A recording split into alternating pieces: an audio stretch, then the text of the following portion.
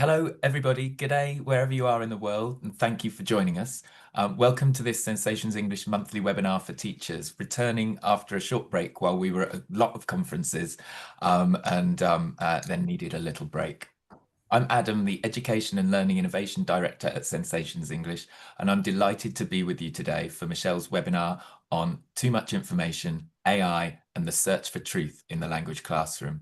Just a reminder that if you are watching this webinar live, a CPD certificate will be sent to your email a few days after the webinar has finished.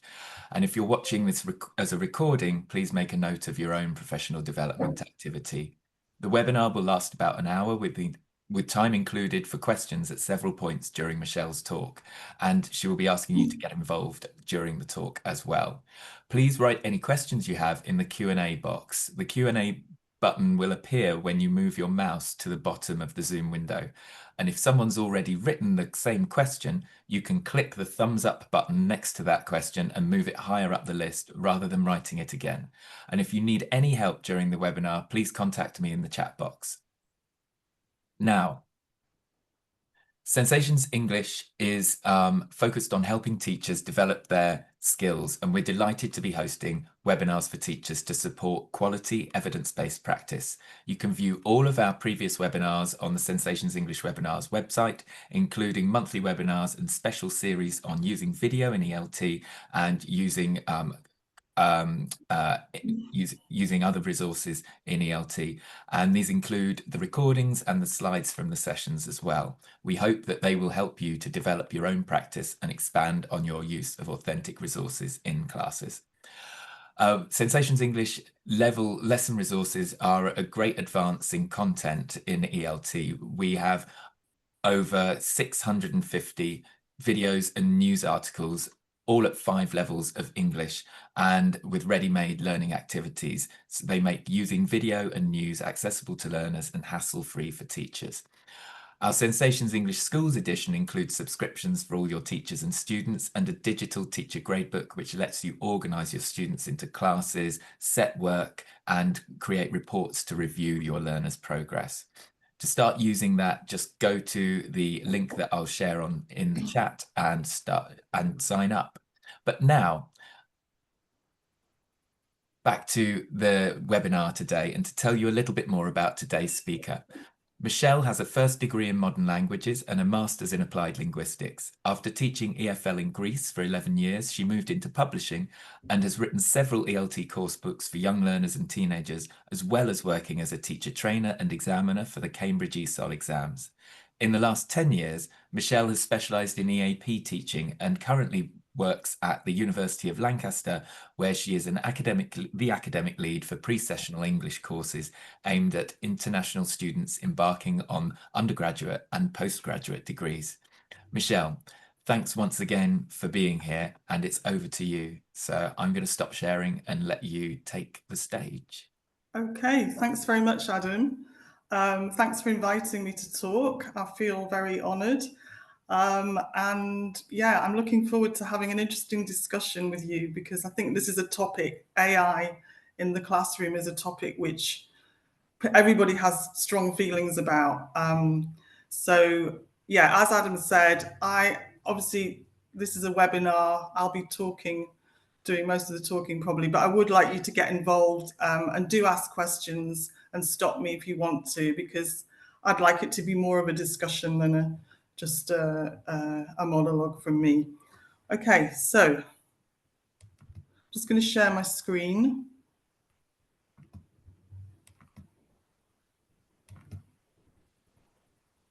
Okay, I hope everybody can see that. Yeah, that looks great. Okay, so let's put it into...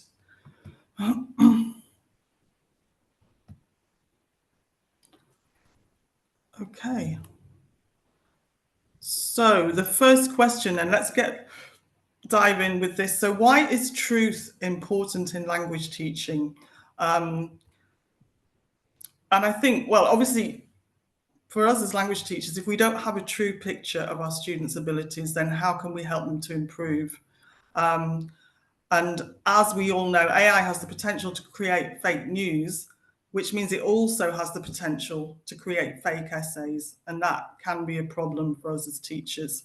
And I imagine it's something that many of you have faced with your students already.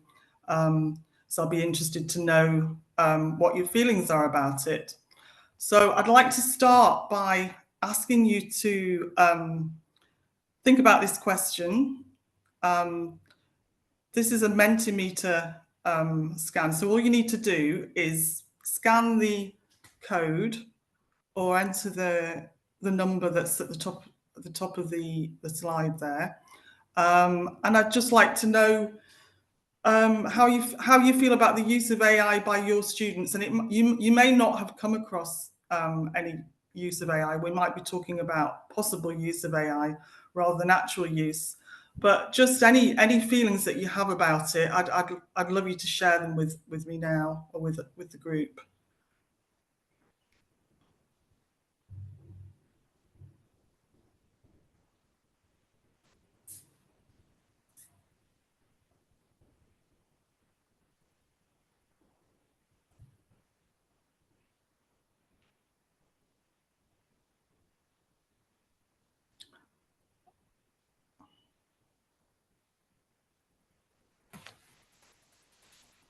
This is the first time I've used Mentimeter, so I hope, fingers crossed. Oh, here we go. Right, it is working.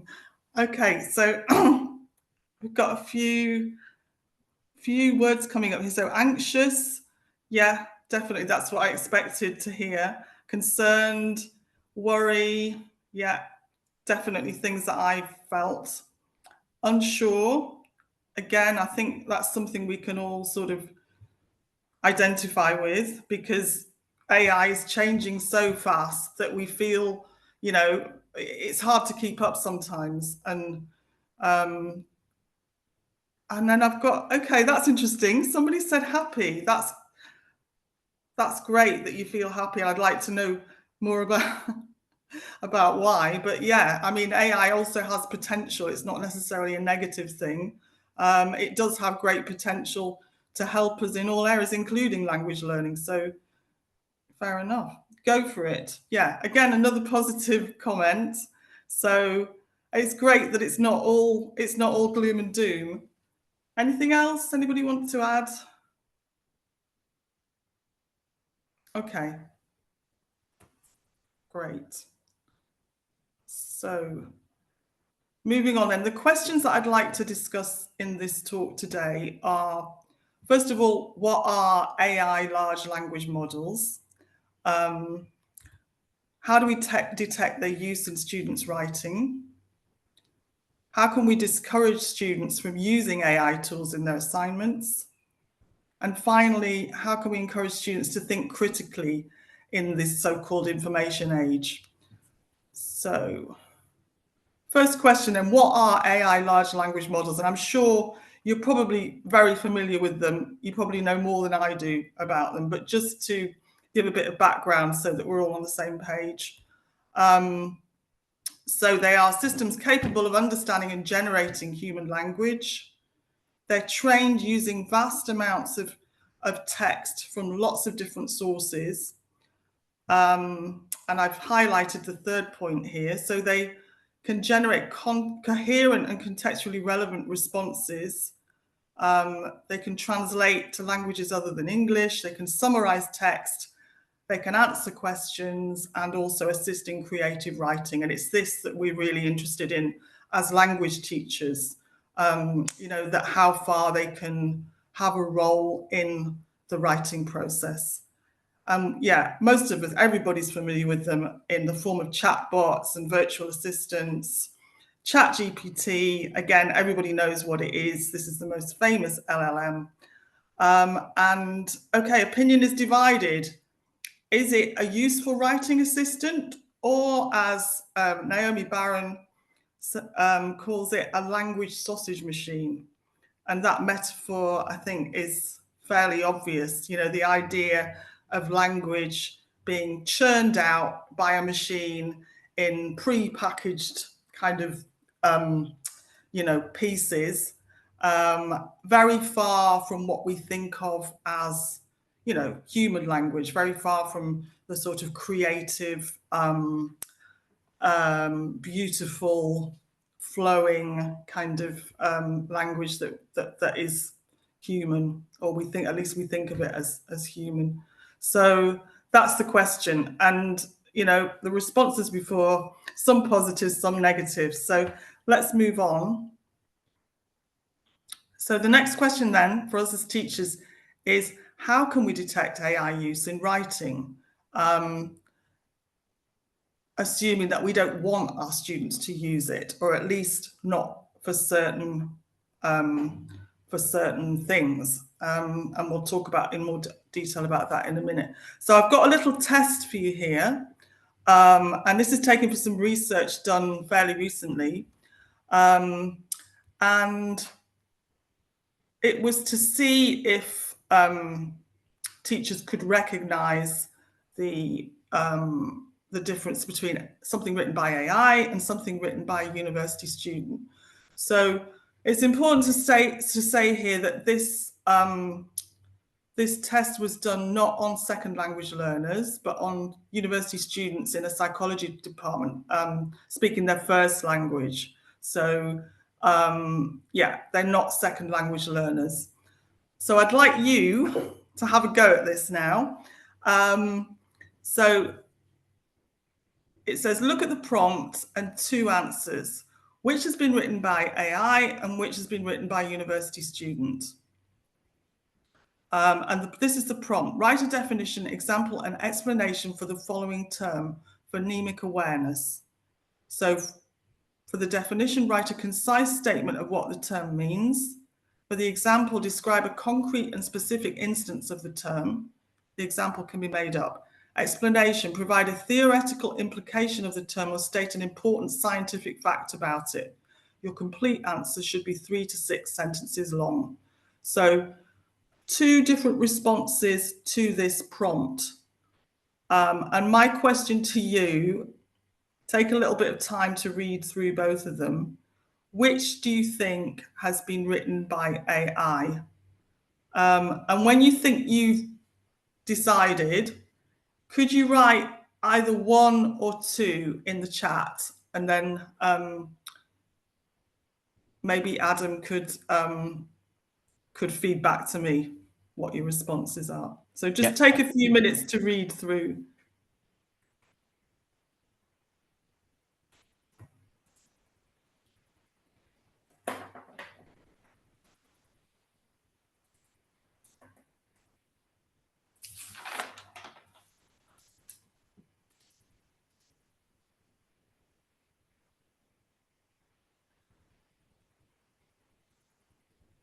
So Michele, do you want us to say which is the AI? Yeah, sorry. Yeah, just write which is the one that you think has been written by AI. Is it number 1 or is it number 2? Lovely.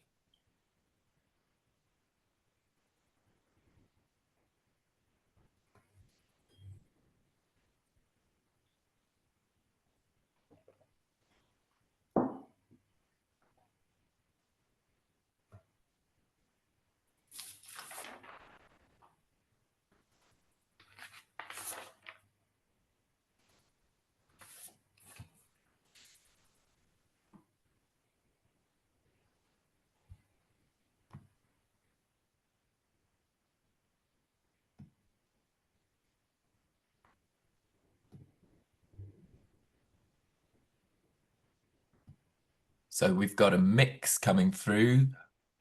1, Okay, 2, 3, great. 4 people say 2, 4 people say 1, another 2, 4 people another say 2, 1. 4 people Yeah, say. so it's really even split between the Okay, 2. okay. Well, should I give another? How many participants have we got in the webinar at the moment? Just see. Okay, so I'll just wait for a few more. I'd like to see which one gets the majority vote. Another 2 just come through. So yeah, we've got about just under half the people have replied so far. Okay, shall I wait for a little bit longer? Mm-hmm. Give you another few seconds.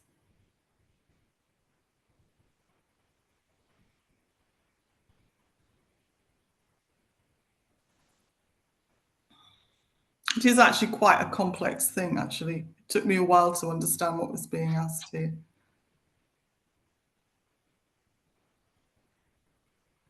Okay. So yeah, that's I think we've got 6 2s and 5 1s. 6 2s and 5 1s. Okay. So the answer is, so it was the majority wins then. Yeah, it was number 2. Number 2 is the answer that was written by AI, and number 1 was written by the student. And yeah, it was interesting that it was 50-50. Half of you got it right, the other half got it wrong. So it goes to show that it isn't easy to spot the use of AI in writing. That it's definitely, sounds very human. So I just wanted to draw your attention to some of the features that I think suggest whether something is written by a human or written by AI. So I've just circled some of the possible clues here. So in the second one, which is the AI written one, we've got quite difficult kind of vocabulary. So manipulate, decode, struggle with. The language is a little bit more sophisticated than the first one. There are no grammatical mistakes at all, no punctuation mistakes. Whereas if you look at the first one, you can see that the student hasn't put the word sun in inverted commas, which they should have done. And also there is a comma missing in the last sentence. So there should be a comma after future because it's a relative clause. And generally the language is a little bit less sophisticated, more down to earth. So I think those are some of the things that do give us a clue as to which is written by a human and which is written by AI. But as somebody, I asked somebody, a friend of mine, to do this yesterday, and they immediately spotted that the AI description is actually taken directly from Wikipedia. So yeah, that was interesting. The fact that that has been sort of obviously put into the LLM and came out as the first sort of response. Also, Adam, I must say, Adam got it wrong yesterday, didn't you? Yes, I absolutely did. Yeah. Yeah. So yeah, it's not easy to spot. So here, yeah, let's talk about some common features of AI writing then that we've just sort of seen examples of. So the first one, as I said, overuse of sophisticated language. And looking at some of our student essays at Lancaster, I noticed certain words were coming up again and again, which seemed to be beyond what I would have expected students to be able to produce. So words like foster, words like dive into, landscape, resonate, this kind of stuff. And then the other things that we can, that are true of a lot of AI generated writing is that there's a lack of personal voice and lack of a clear stance, a clear viewpoint.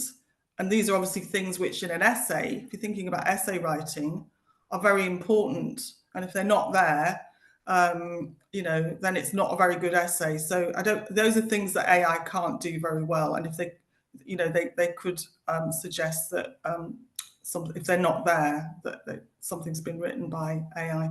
Also, inconsistencies in style, because the large language models are based on lots of different input, lots of different examples of language. Some will be in one style, some might be quite formal, others might be quite informal.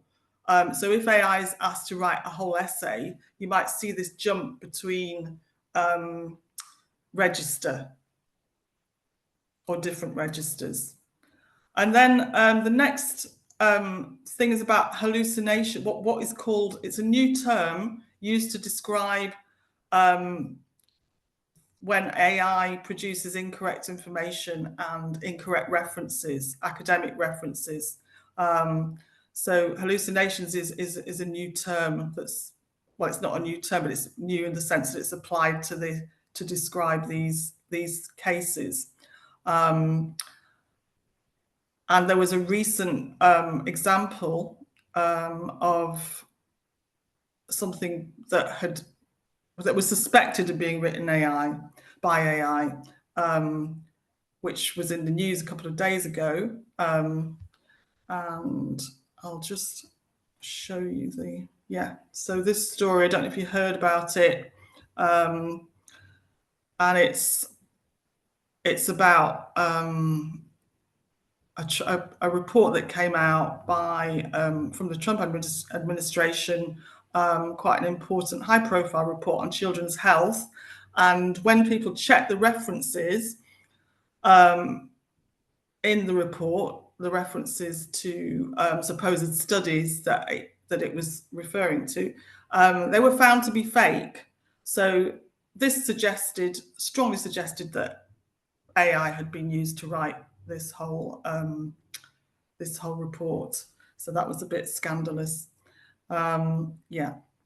Sorry, just going back to that. So also no grammar mistakes. Obviously, when we're talking about first language, people writing in their first language, this is an issue. For second language learners, obviously it stands out when they're not making mistakes. So this is a real red flag, not so much for someone using their first language, although even then we saw the university student making some basic mistakes with punctuation. Okay, so no grammar mistakes is obviously a big red flag for us as teachers of second language. Unless we know that a student has got a really high level of language, then it is a sort of huge clue to the fact that they could well be using AI.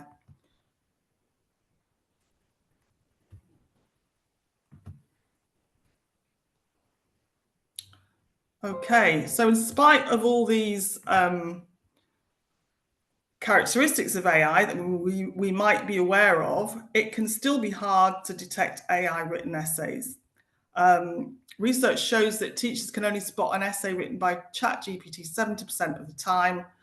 And the other solution which we are given, possible solution, is to use AI detection tools. But they have a similar success rate and they have a lot of false positives. And in one experiment, parts of the Bible were actually flagged as being AI generated. So we can see from that they are not really reliable. And we can't really, what we found at Lancaster was that these tools came up with maybe, 70, 80% likelihood of using AI. But when we're talking about university students, we cannot accuse them of using AI and being guilty of academic impropriety unless we're 100% sure. So until these AI detection tools do have 100%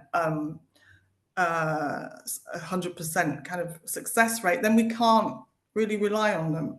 So we don't want to be accusing people falsely. And the same goes for any level, not just university level in the classroom. You don't want to be, you've got to be sure before you accuse somebody of not writing something in their own words. Okay, so the question here, what's wrong with using AI? Why shouldn't we allow students to use it in the classroom? Everybody else in the world seems to be using it. Even we as teachers use it to do certain things. It makes our lives easier. So why shouldn't we let language learners use it, at least for their writing? And I think there are several answers to that question, lots of reasons. First one being, language learning is a slow, painful process. It involves many challenges, and unfortunately, there are no shortcuts. So we can fake it, but actually learning a language in the real sense is just a long process, and we have to face up to that. Yeah, that's just the painful truth. And writing an essay is a challenge, but I think it's also something very creative, and it's very important for students to go through that process. It helps them to explore their ideas on a particular topic, and it also helps them to hone their language skills at the same time. So it's a really valuable exercise. Also, the feedback that a teacher gives on a piece of written work will help to improve language skills, and it'll help take them to the next level. And obviously, if there's no point getting feedback on an essay that you haven't written, you don't learn anything from it. I mean, part of language learning, as we all know, is making mistakes, learning from those mistakes, and then going on to the next level. Also, if students use AI to write an essay for homework, how are they going to cope when they have to write an essay in exam conditions without any help? So it's a short-term fix. It doesn't really solve the problem of how to learn a language or the challenge of how to learn a language in reality. Okay, so we know these things, but how do we persuade our students of them? How can we encourage them not to use it? It's very, very tempting. So I think there's several approaches we can take. So the first one is showing students what they can do without AI. And this is really important. We tend as teachers to always focus on the negatives, the mistakes that they make, the grammar tenses that they're getting wrong, etc. But if we try and support them and help them see what they are able to do, then we build their confidence, and then they're not tempted to use AI tools, or not as much. And this brings me to Sensations English. I don't know how many of you have actually used it. Some of you might be quite familiar with it, others not. But one of the great things about it, and we've used it quite a lot in our pre-sessional courses, is that it allows you to pitch a lesson at the right level for your students. And even if you've got different levels within the same class, which is often the case, as we all know, students can, it can be adapted to their different levels, so they can choose the level that is comfortable for them.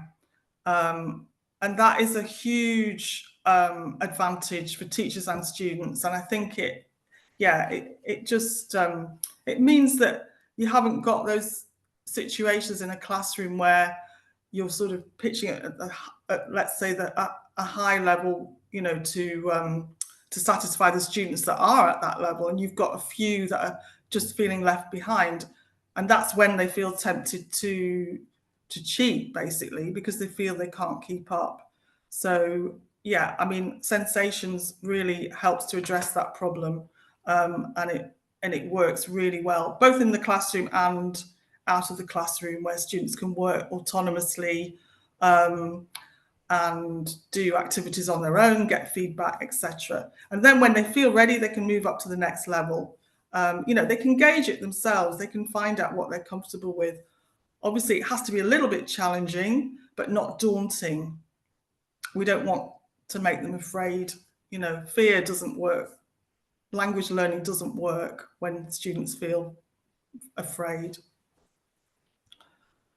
And the other thing, again, relating this to Sensations, I think is the fact that it uses authentic materials. So the news reports, even though they're all at different levels, they're all authentic news reports, and students find them really engaging.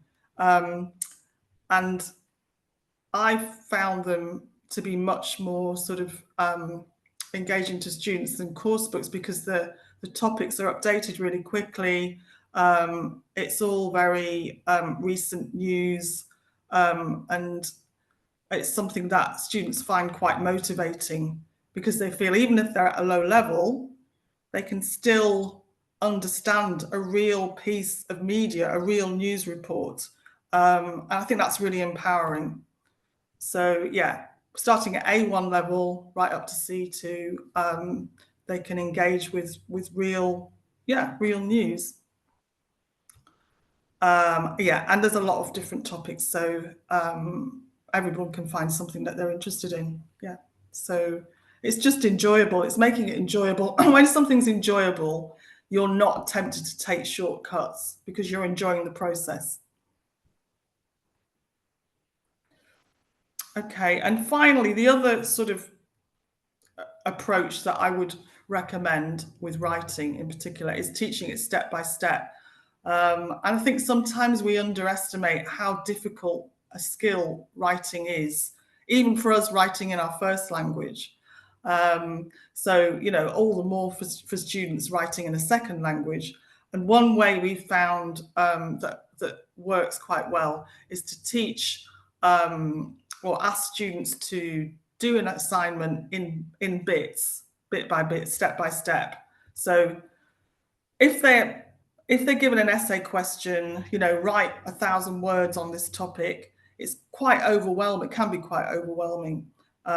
Whereas if you ask them to write a paragraph at a time and monitor the process, it becomes much more doable. And also, if teachers are monitoring the process, it also becomes obvious if the student suddenly starts using AI, because you can compare, what is being done to what was done before. And what we use at Lancaster, we use Teams, and we use the assignments on Teams, and in that way you can get students you can track the development of their essay writing process. So yeah, we find that works really well. Okay, so another question for you now. How should you respond when a student uses AI in their writing? So what would you do, or what have you done, or what do you think you should do as a teacher when it's obvious that a student has used AI in their writing? I'd just like to get a few ideas from you. And this time it's an open question, so you can write a sentence or two if you want. I don't know if we'll see how it appears on the screen. So if you want to scan the code again, or put in that number at the top of the slide, just take a few minutes, and I'd be really interested to see what ideas you've got.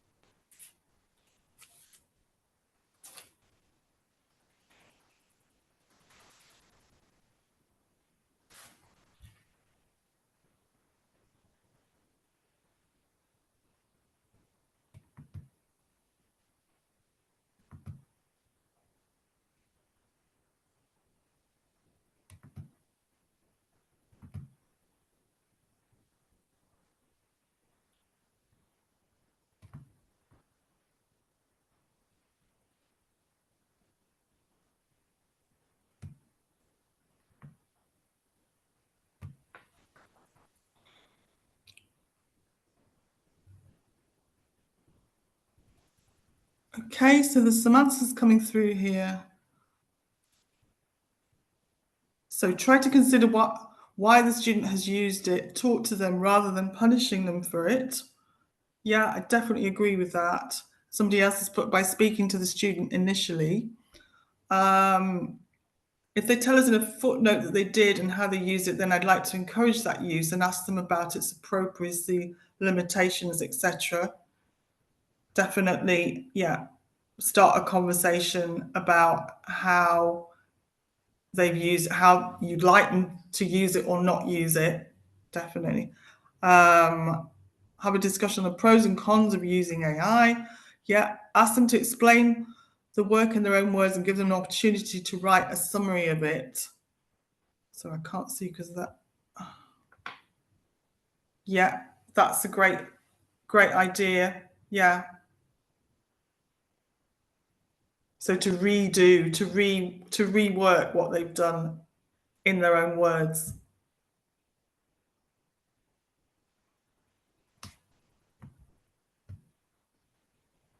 Just going to move that out of the way.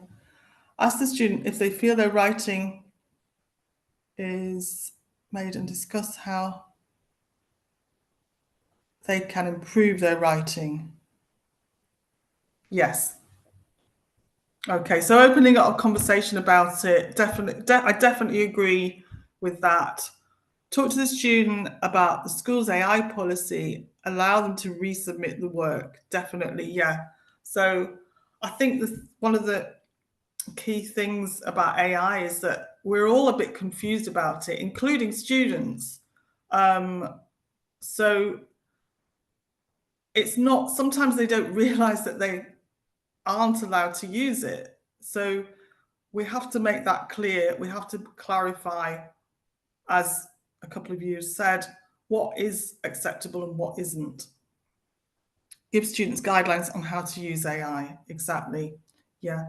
And at Lancaster Uni, where, as I said before, we have some pre-sessional courses, and we're preparing students for university study. We sometimes, after obviously talking to the students, we use that approach, but we also sometimes ask them to, after they've submitted an essay, which we are sure has been written by AI, we might, or very suspicious, we might ask them to do a viva. So to have an interview in which they talk us through their essay, explain their ideas and how and their thinking processes, and orally, and in that way we can usually get a good picture of whether or not the student has written it themselves. But yeah, opening up a conversation about it is probably the first and best way of dealing with it. Great. Thank you very much for those responses. Well, we have one more that's come through on the chat. Michelle, tell them it won't help. Yes. It's Hanene says, tell them it won't help. If they want to improve writing as a skill, they need to practice writing and rely on themselves. It's like climbing to excel. They need to start from the bottom. Yes, definitely. I definitely agree with that.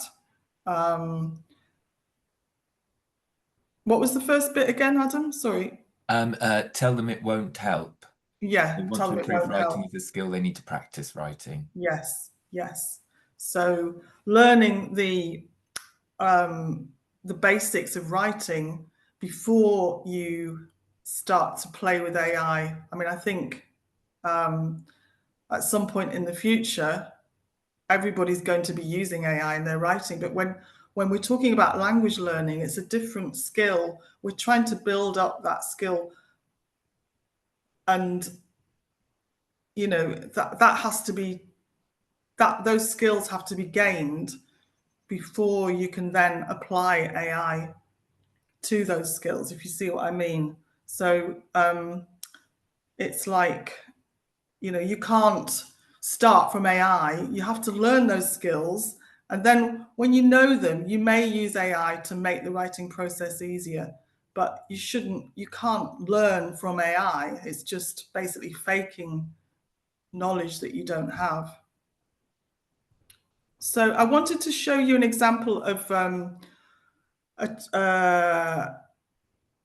tutor from Lancaster University, again working on one of our pre-sessional courses, and how she dealt with a student who was obviously using AI to produce written work, and the development and how things progressed. So let me just move on.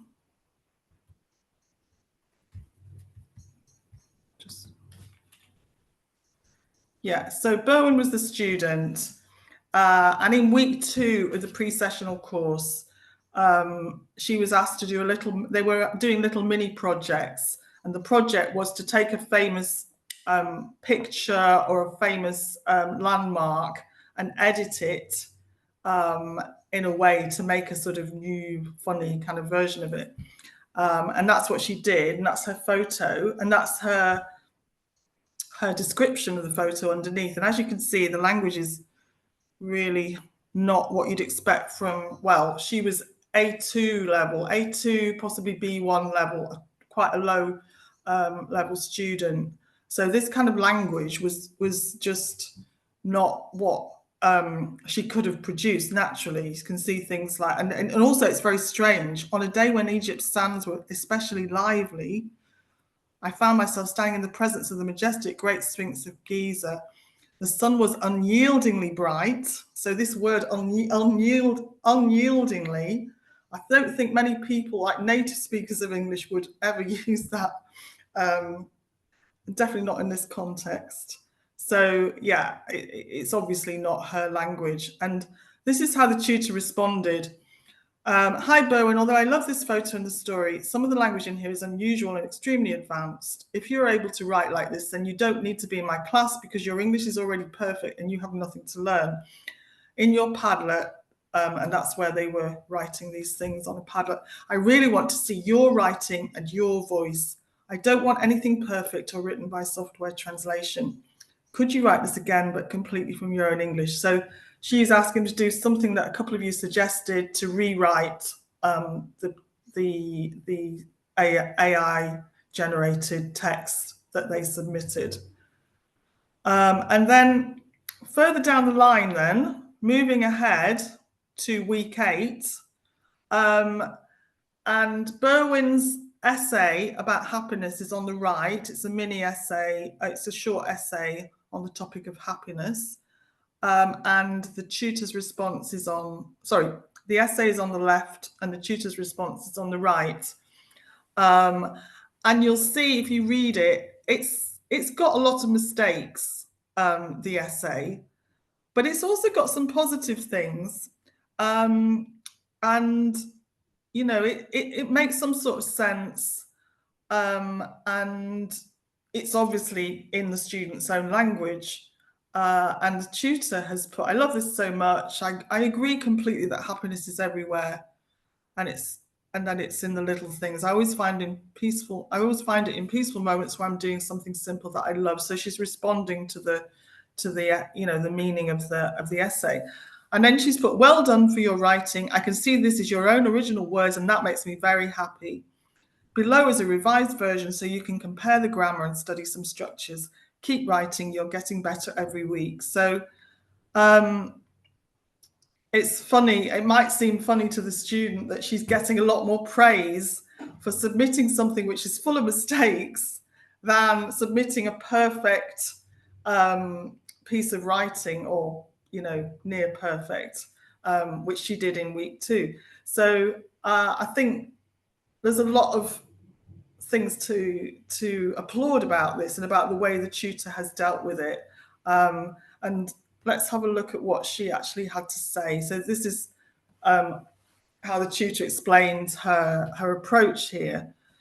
I would say that for some of them, they hadn't understood the learning objective of giving me a writing they had done themselves. In their minds, they felt they needed to give the teacher a polished, perfect piece of work. This is natural, as this is what we have to do in schools and universities. So this is something I needed to explain to them that I didn't want, and why this didn't help me or them when it comes to language learning and teaching. I knew it wasn't about them trying to cheat, and I did understand that. When they knew I didn't want to see perfect writing, I think that took the pressure off them too. I also explained how to use my revisions for learning from, as I feel like comparing them and even copying them out as practice is part of the process. Their actual writing is just a middle step. We all agreed they can use translation for vocabulary in their writings, if they make sure to write the words down and learn them properly, but that they need to write from their brains, so I can help them become good writers in English without any software help. So I think this relates back to what one of you said in response to that question before, like it's telling the students, letting them know what they're allowed to do and what they aren't allowed to do. So in this case, yes, it's okay to use translation software to look up vocabulary. That's fine, but not for anything else. And I think, yeah, there's a lot of interesting things here. And it's true that some students come from cultures where it's not okay to, there is a strong pressure, educational pressure to succeed and to be very, very good, not make mistakes. And they maybe feel that they'll lose face in front of their classmates if they don't, do very well, get very high marks all the time. But we need to change that culture. In language learning, it's all about making mistakes, as I said before. If you don't make mistakes, you don't improve. So in that sense, AI doesn't help at all. It has to be, as the tutor says here, we have to teach them to write from their brains. And the good thing I think here in this process that I've just showed you with this student, Bowen, is that she understood that, and that she's now not afraid to write in her own very flawed English. But that is how she will improve. From now on, she's got over that barrier. She's not afraid of making mistakes. And that is what the teacher and the student can now build on. And I'd be really interested to see how it goes from there. Okay. And this was actually from another student in the same tutor's class. And I really like this phrase that he used, which was about the teacher, whose name is Julie. She really loves to laugh. She's very humorous, just like the sun guiding us and teaching us to face English bravely. And I thought that was a really nice image, and it really describes what we have to do as language learners. And, we've all, most of us anyway, have been through the experience of learning another language. Michelle, it does take courage. Yes, sorry, Adam. could you just click on the slide again? Because it's halfway between the two. That one. Great, thanks. Yeah. Is it showing? Yes, it is now. It was halfway between the transition between the two Okay. before. That's Sorry. great. Thanks. Okay. Yeah. So this was just a quote from another student saying that he appreciated the fact that the teacher was teaching them to face English bravely rather than, and showing them that they didn't need to take shortcuts. So I think there is courage involved in learning a language, putting yourself out there, making mistakes. And once students understand that, it's not an easy process, but it is a worthwhile process. Okay, so to finish off with, I just wanted to come back to the idea of truth. So we started off talking about how we find truth in the language learning classroom and how we want to get a true picture of our students' abilities. And we don't want them to give us fake essays. But also that comes back to another skill, which is critical thinking. And critical thinking seems to me to be something which is more important now than ever in this age of information overload, let's say. So I think it's something that we have a chance to help our students with when in the language learning classroom. So what do I mean by critical thinking? I mean training students to question the information they are given and to think for themselves. As I said, although it's not a language skill, it's a really important skill, and it's one that essay writing helps to develop. And again, coming back to Sensations English, it's a great starting point for discussions and debates. And yeah, it gets people, it starts some interesting conversations in class. And I just wanted to show you very quickly how we use sensations to sort of spark students' imagination and get them thinking critically. Even at quite low levels, students had quite low levels of English, um, um, who were able to watch the news reports and think about them in terms of how. Well, let's have a look. I'll show you the example. So we asked our students to create an independent learning portfolio, and as part of this, we asked them to write a summary of one of the Sensations news reports every week. But rather than just asking them sort of questions like when and where did it happen, we also asked them to give their own views about the report. So to say whether the facts were presented clearly and truthfully or not. Not that I'm criticising. It sounds like I'm saying Sensations English may be using, fake news. It was just as an exercise to think about, how else it could have been presented. Was anything left out? And also to ask them about their own feelings about the particular issue. And this is the kind of thing they came up with. So this was one of the on the left, you can see one of the reports from Sensations English, one of the news reports about why some Chinese workers are lying flat. So it was about how some workers in China feel they're working too hard, and they sort of protested against that by actually lying down and doing, I think they lay down in the streets to protest. And here on the right, you can see the student summary.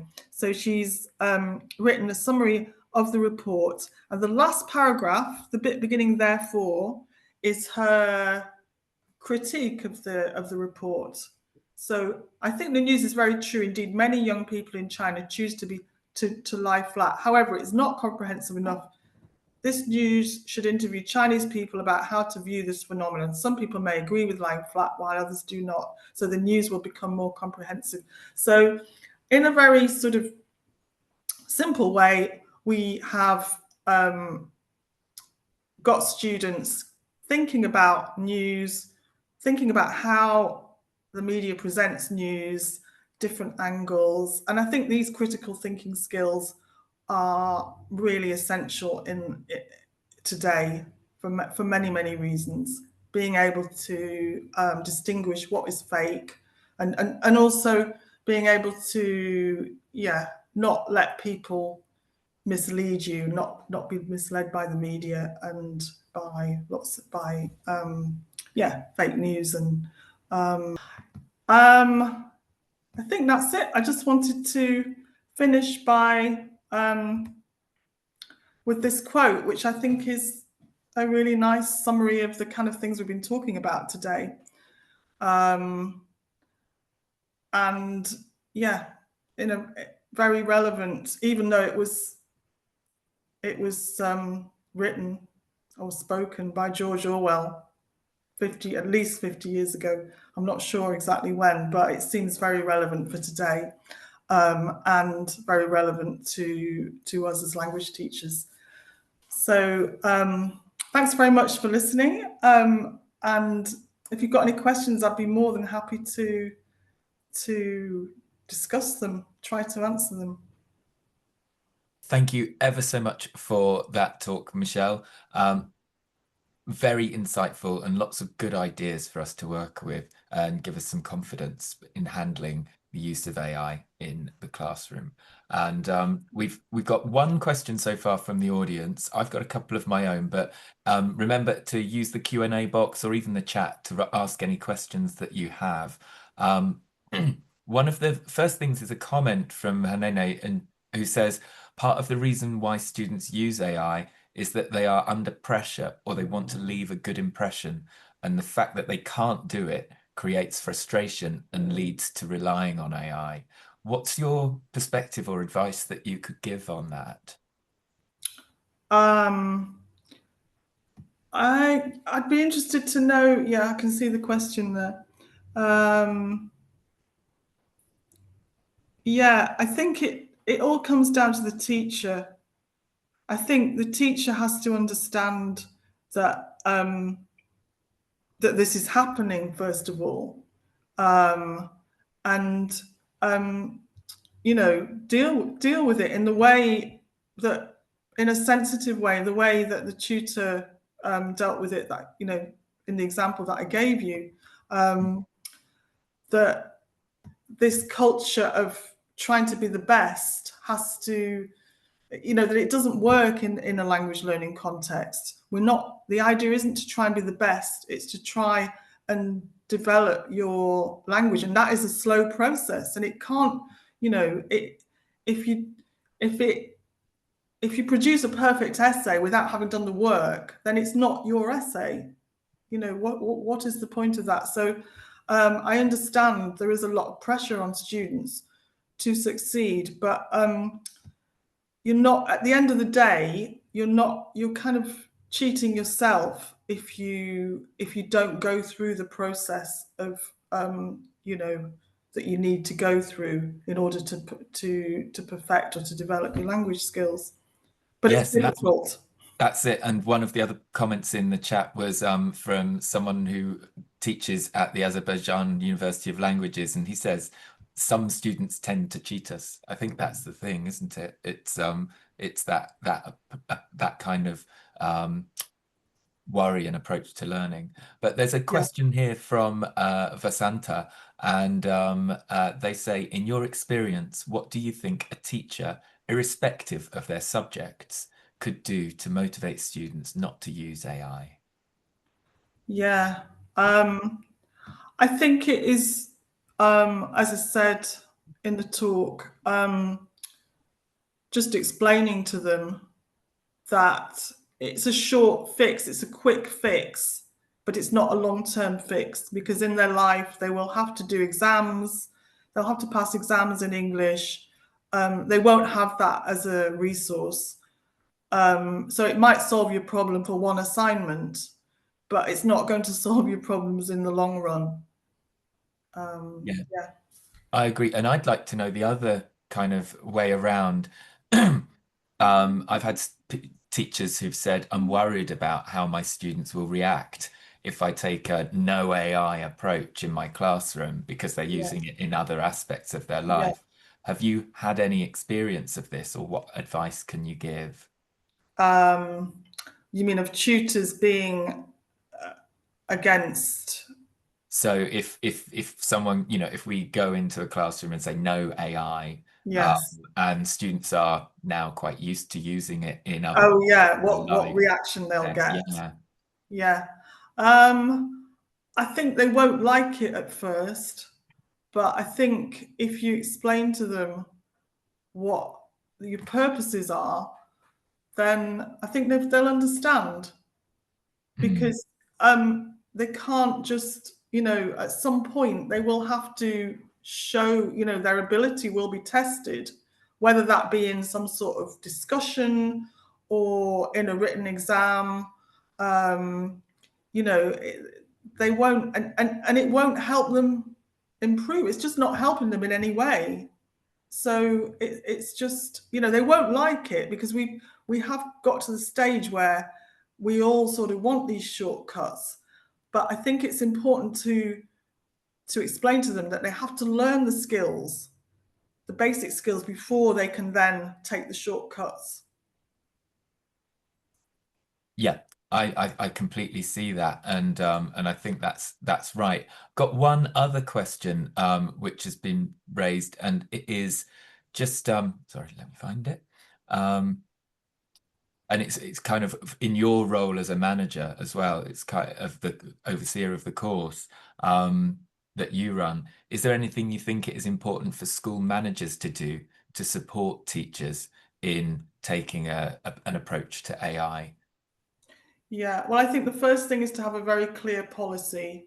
So we have a handbook that we give to students, and we clearly set out what we accept and what we don't accept. And we clearly say that if students use AI, in their essays. They have to highlight it, which parts have been used, which LLMs were, they used. And I just think it's being very, very clear because there is so much confusion, for everybody. The only thing we can do is be really, really clear about what is acceptable and what isn't acceptable. But then we have to follow it up.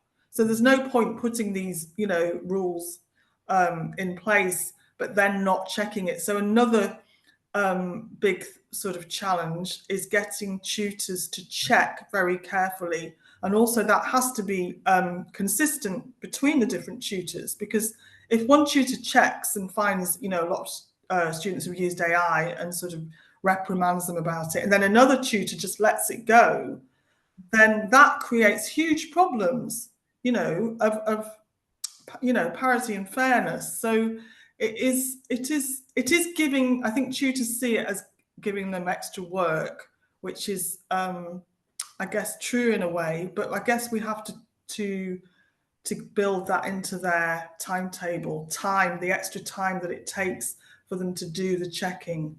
And is that checking that's done by them bringing their own critical skills to the writing that the students read, or is it using other tools to do that? Yes. So we do, having said that AI tools are unreliable, we do, I would say, a mixture of both. So starting by using the teacher's own critical skills, then putting it through an AI detection tool, and then having a chat with the student. It's a mixture of things. And as I said, sometimes you can't be 100% sure, which makes it difficult. But you can get a pretty good idea.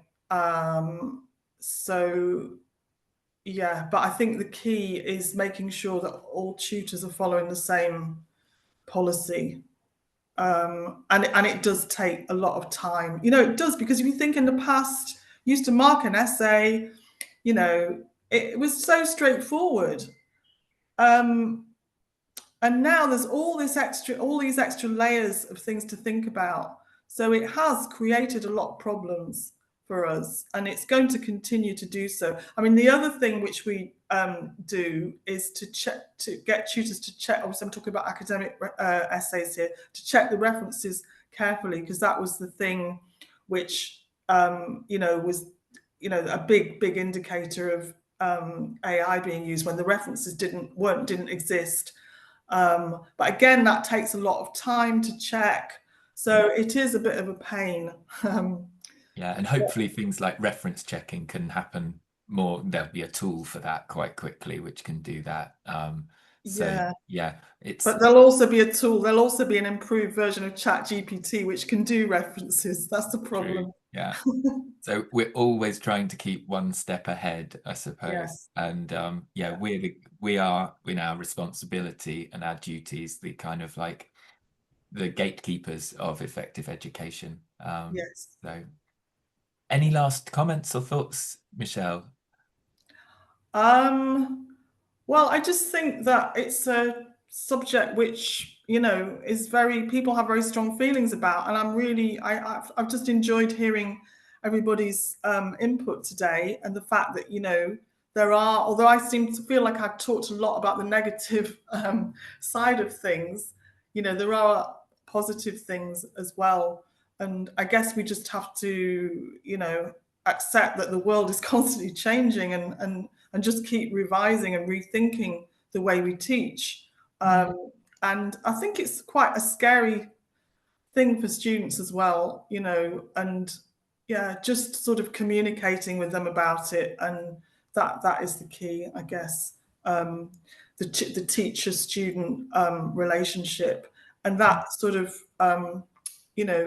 making them not afraid of making mistakes, just showing them that it's not wrong to make mistakes, and AI is just a quick fix. Really, language learning is a difficult thing, but it ultimately very rewarding. I think that's the message, isn't it? Yeah. Thank you ever so much. That's all we've got time for, but thank you ever Okay. so much for Thank that you for incredible having me. talk. Thank you. just Thanks, everybody. and if I can quickly share my screen, just to say to everybody, if you enjoyed that webinar, then you can catch up on any other webinars from the Sensations English webinars.co.uk website. And remember to share them with your colleagues via social media if you enjoy them. If you want to continue the conversation on this topic, find wherever find the post on social media where you saw this and make a comment. But for now, thanks ever so much to you, Michele. Everybody else, good day wherever you are in the world. Have a lovely morning, afternoon, evening, or night, and we'll see you again soon. Take care. Bye-bye. Bye.